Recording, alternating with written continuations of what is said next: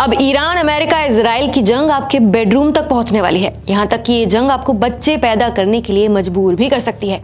कैसे, चलिए आपको बताते हैं। एल लाइफ केयर से लेकर प्राइवेट कंपनियां जैसे कि मैनकाइंड और क्यूपिड सभी सप्लाई चेन की इस मार से जूझ रही हैं। उत्पादन महंगा हो रहा है, ऑर्डर पूरे करना मुश्किल हो रहा है और अगर यही हाल रहा तो आने वाले समय में बाजार में कॉन्डम की कमी भी देखने को मिल सकती है।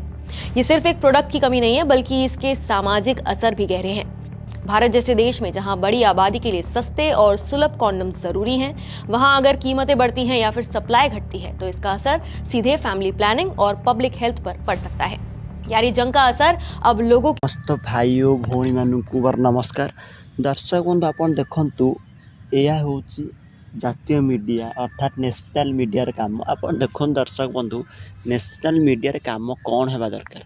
नेशनल मीडिया को खबर देखा कथा को खबर देखा गोटे कथा हो कौन दर्शक बंधु से मैंने आउ देखुना कि क्यों खबर देखा दरकार। से केवल से खबर देखुं जो खबर सरकार को सुहेब एवं तांकु सुहेब।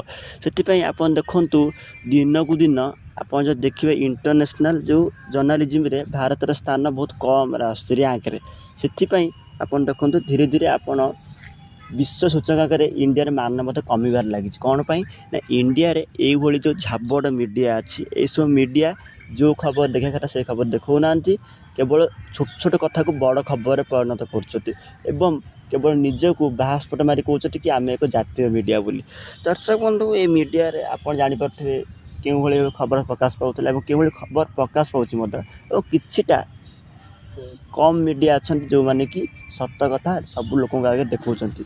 एवं जदि आप ओडिशा मीडिया कथा देखिए ओडिशा मीडिया से भाया केवल जदि आप देखिए कि लोकल न्यूज जगह भल देखा छड़ा सब मीडिया हूँ झाबड़ मीडिया जो मैंने केवल सरकार को सोहला भाया और निज को सोहला भाया खबर परिवेशन करते।